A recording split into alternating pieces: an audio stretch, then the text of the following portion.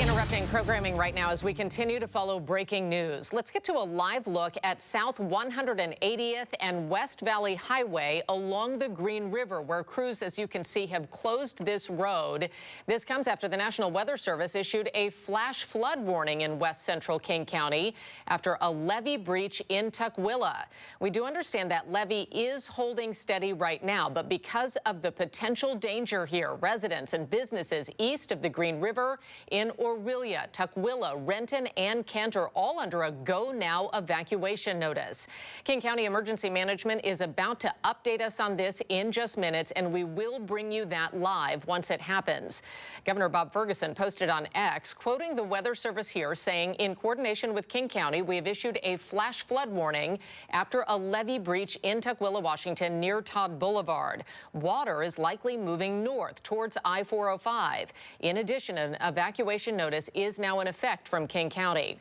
Meteorologist George Waldenberger joins me now with an update on the current conditions there, George. Molly, I do have an update. The size of the flash flood warning has actually shrunk. In other words, they focused this on this central area around Aurelia on 180th Street and Highway 181 here. So it no longer includes the area under 405, no longer includes the area along Highway 167. It's just to the west of that. So it's a more focused warning at this point. This update came out around 5 or 6 minutes ago. Still, if you live in this zone, we're looking at the potential for water levels to rise if the breach in the east side levee of the Green River here worsens. So we'll keep an eye on that. And remember, a flash flood warning, that happens when floodwaters can develop and increase very quickly. This is mainly an industrial area. Here's a look at the Green River right here. The failure was right about here on the east side of it. So we'd be watching the potential for water to seep through this and into this industrial area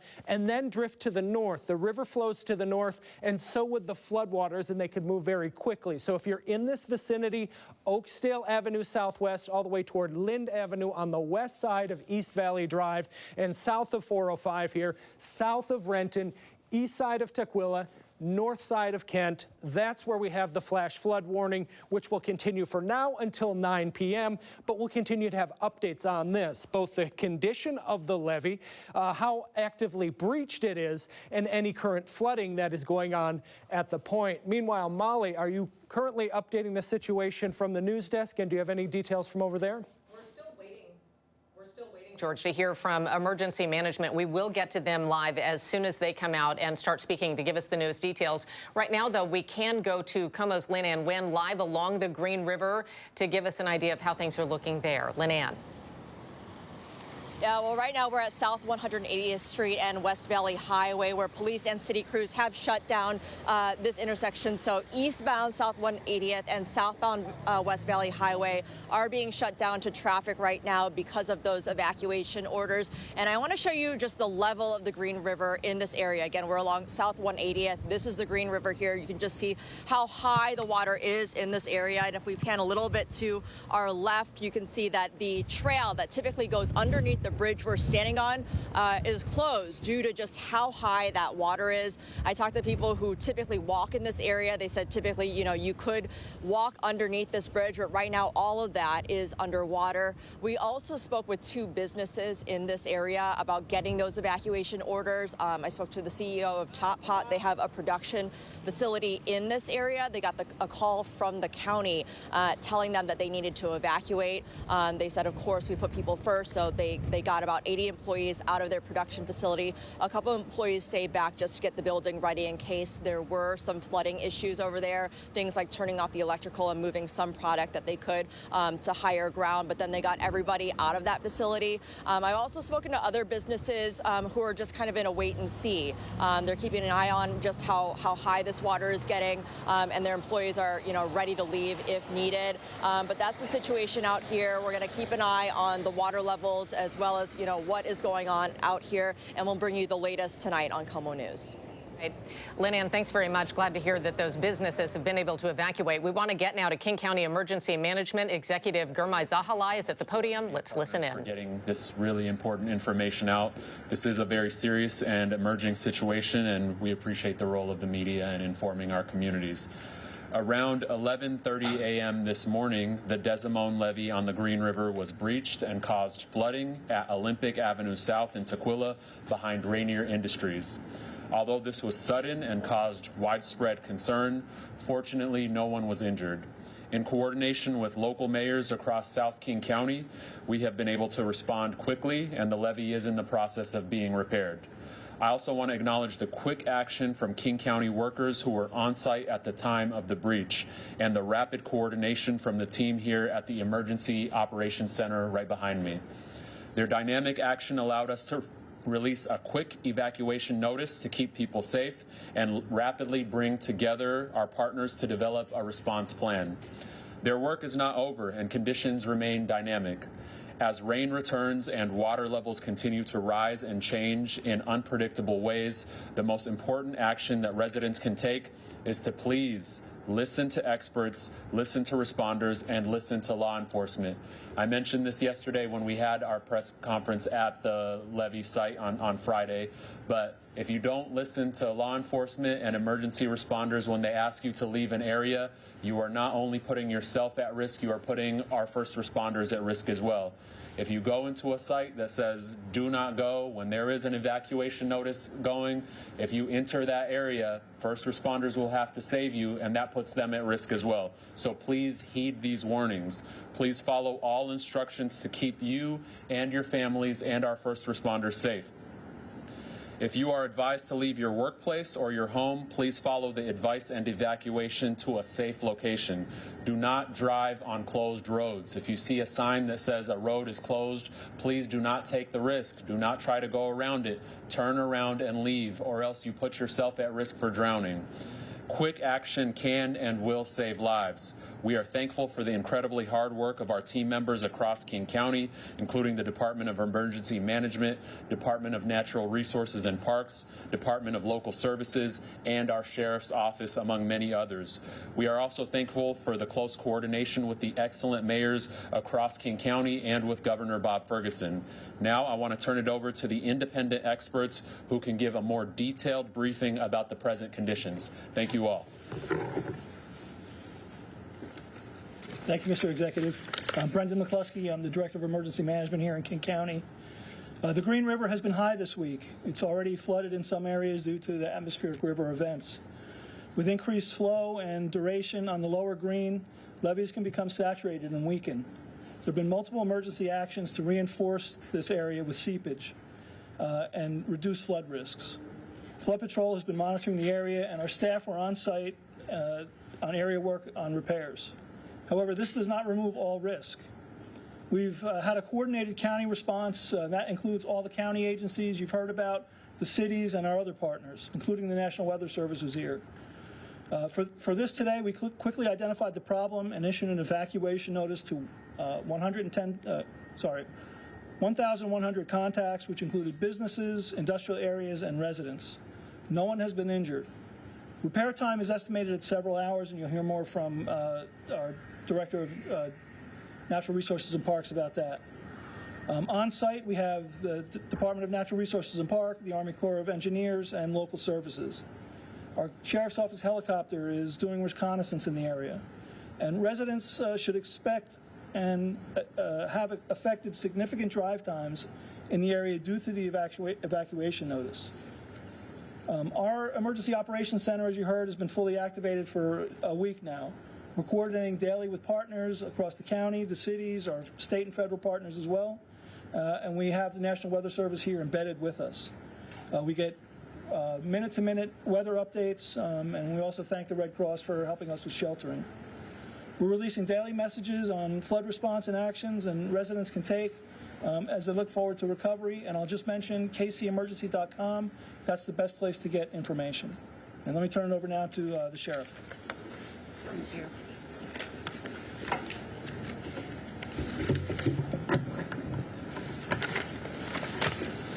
Good afternoon. I'm King County Sheriff Patty Cole Tyndall.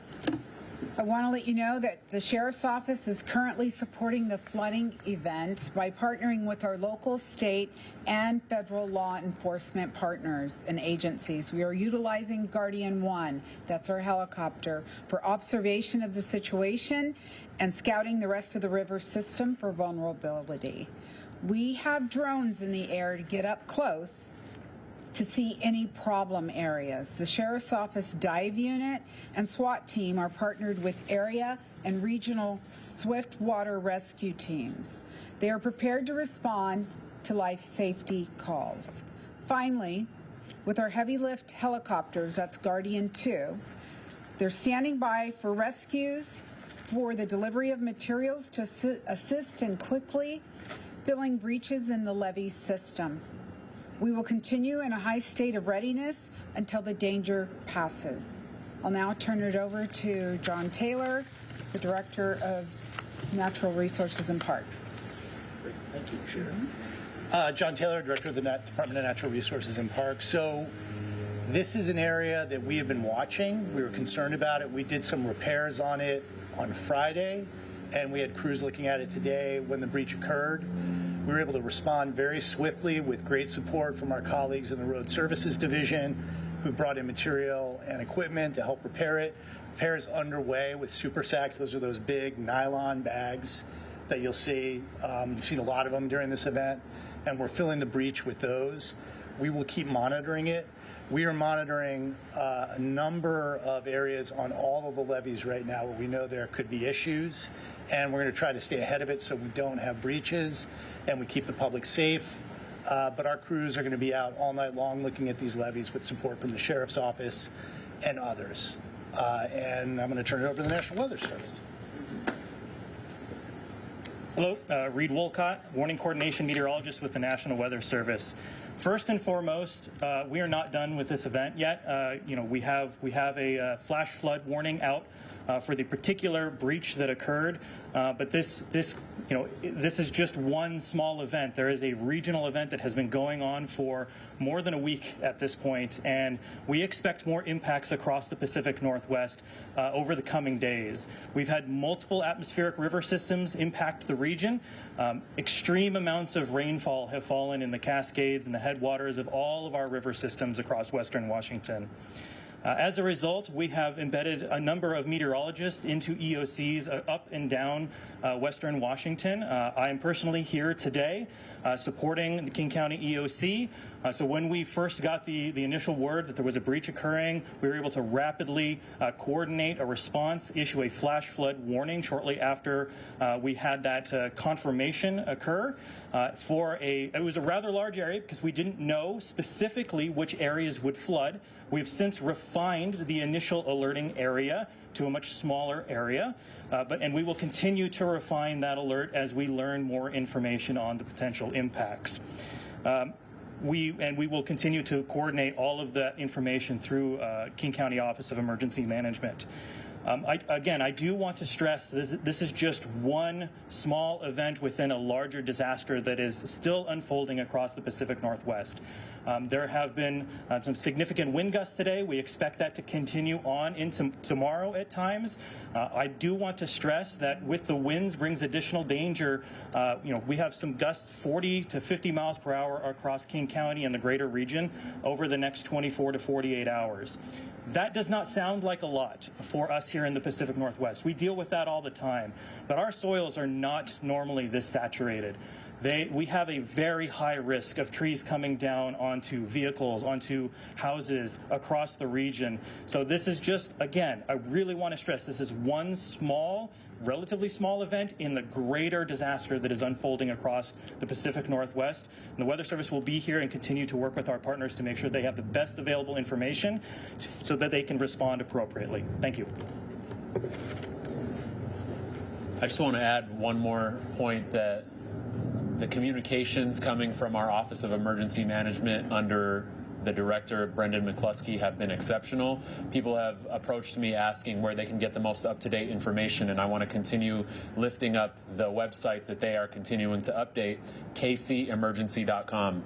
Please go to kcemergency.com. There you will find information about this breach that we are talking about today. You'll find information about where people can find shelter. You can find information about how volunteers can help and where they can make contributions toward.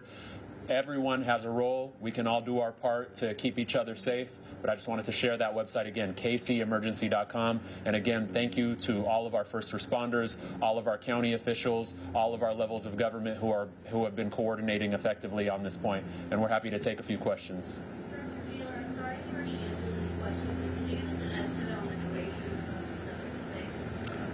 I can't give you an exact one, but I would say it's a matter of hours. There's the wind. That's the short-term fix. We will come back after this event and do a more thorough long-term fix. And we'll probably be doing work on a number of facilities throughout the system after this event is over, when the water's lower and we can assess what damage has been. A lot of the levees have been damaged during this event and are going to need repairs when conditions allow. You said there were signs that this had been having issues as early as Friday? Yeah. Can you be more specific as to what those signs were? Water was appearing on the other side of the levee. So we were seeing water coming through the levee, and we have a couple of levees where we're seeing that happening and we're monitoring them very closely. Sometimes that's okay. Sometimes that's just part of the hydrology. Sometimes it's an indication there's something going on inside the levee that we need to keep an eye on. And I just want to really emphasize this for the public. We were there because we're monitoring these levees very closely. We do not want to have breaches in levees. We're doing everything we can to make sure that doesn't happen, and we're staying ahead of these conditions. Is this the same section of levee that is damaged in 2020? I see the Director of Water and Land Resources nodding vigorously that it was. How do you pronounce the name of the levee? It's a topic of disagreement, but I say Desamone. Are there resources for vulnerable people in the area who might not have a phone? I'm going to defer to my colleague with emergency management for that. I'd say if they can get to the website, kcemergency.com, that's where they have the best up-to-date information. I think we've also shared information with 211, so people could call 211 to get information as well. What about people who are like unhoused? Again, we've been working with partners, including the King County Regional Homelessness Authority, to make sure the unhoused population is also taken care of in this situation. Do you have an estimate on how many folks have been evacuated so far? From this area, it was mostly industrial and commercial. I don't think there were any residential areas, but we've had evacuations in other places, and probably upwards of 500 have been evacuated. And is there a place you're specifically directing them to go? I heard over, is it north or south? So to get out of the area that is immediately impacted, yes, we were telling them to go north or south. We did have a spot where Metro Transit has put a bus for people that might have needed some assistance getting out. And we have a shelter open in coordination with the city of Auburn, and that information is also found on kcemergency.com. Was there a seepage blanket installed last week? There was, and we were beefing that seepage blanket up today. That was part of the work that was scheduled for today. That's why the crews were there when the breach started to occur. And the temporary patches as a sandbag? Yeah. Is there any concern that the super sacks won't hold? I think we're always concerned about what are emergency repairs. That's why we'll be monitoring it. But, I am not an engineer and I don't pretend to be one. We have really good engineers who are looking at this, and they're the ones that came up with the fix. So it'll hold for now. We're just going to need to be monitoring it along with a number of other sites. You said many levees have failed. Do you know how many? No levees. This is the first breach of a levee we've had. We have areas that we're watching closely because we're seeing water coming through. I think the thing that we want folks to understand is it's not typical to have these levees have this much water behind them for this long. And so they're getting saturated and they're starting to show the effects of that, which is why we're paying close attention to them. How many buildings took on water?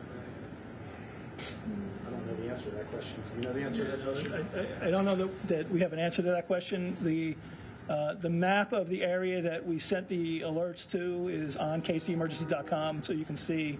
But whether or not those buildings are taking on water, I don't know. The folks who are in the evacuation area, can they return, or when will they be able to return? That'll be a question that we'll need to answer in the future. Right now, the situation is still dynamic. There is still water coming out, even though they're trying to make the fix. And once that happens and we can safely let people go back in, we'll let them know. Are National Guard troops helping with that levee right now? So we do have some National Guard assets here helping with the Sheriff's Office, and we also have some National Guard people here helping with spotting on the levees. Did the emergency construction work lead to the failure of the levee? No. I mean, I would just say that categorically. I'm not an engineer, but we knew that the conditions were such that the levee was being impacted, which is why we were doing the repairs. If anything, they forestalled this happening for a couple of days. We're hearing the word breach and failed. Can you describe just what it looks like for folks? It looks like a V in the levee. You know, it started at the bottom and kind of caved in, and it looks like a stream running through the levee. It isn't pouring through. It's not a huge amount of water. And I'm sure that if you all would like, we can make photos available to you. There's a lot of photo documentation and video documentation of it taken from drones. So we can make those available to you. I was relieved when I saw it because I thought it was going to be more dramatic than it was. So it's good that it wasn't as dramatic as it could have been. One last question, if anyone has. All right, thank you very much. Thank you, everyone. Thank you. Thank you so much.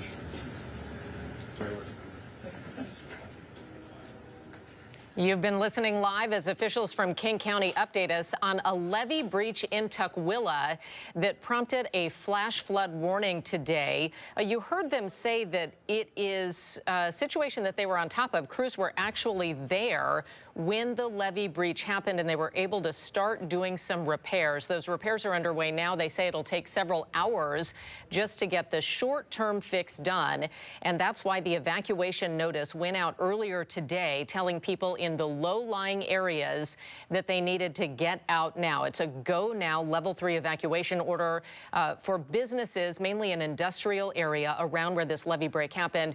Georgia detailed for us a little bit earlier that they've actually reduced the size of that evacuation area, but still a very concerning situation because if the levee breach were to widen, it could be really serious. We actually have some new video coming in from our KOMO 4 drone. And here you can see what they were describing in the news conference there. You heard the person from the Department of Natural Resources for the county describing that it looks like a V in the levee, and you can see that break there. Fortunately, as he described, it's like a stream running through the levee, and he was relieved to see that it wasn't even worse than that. But obviously, it's a big concern because if the break were to widen, we have had so much water falling and gathering here over the last week, it could be catastrophic. Here, the drone is showing us some of the evacuations happening. They talked about more than 500 people being evacuated from different incidents, including this one. And again, an industrial area here where hundreds of people work and were told they needed to get out. We heard from Lynn Ann Wynn a short time ago talking to a couple of those businesses. One of them, Top Pot Donuts, had to get about 80 of their workers out safely, and that is the reason you're looking at it live, or looking at it there right now from this drone video. A break in the levee that they were already working on, and they've got the short-term fix underway. Again, though, it will be several hours before they get even just that short-term fix done. Mentioning that a lot of levees have been damaged during this event, but this is the first one to actually breach. Per King County Emergency Management, there are several shelters available for these evacuees. You can go to the Auburn Community and Event Center in Auburn, the Ray of Hope Shelter also in Auburn, and the Evergreen State Fairgrounds in Monroe. We'll stay on top of the levee breach, the flooding, and all these evacuations that are underway. You can check for updates on KOMOnews.com, on the KOMO News app, and of course right here on the air. Our next newscast is coming up on KOMO News at 3:30. We now return you to regular programming.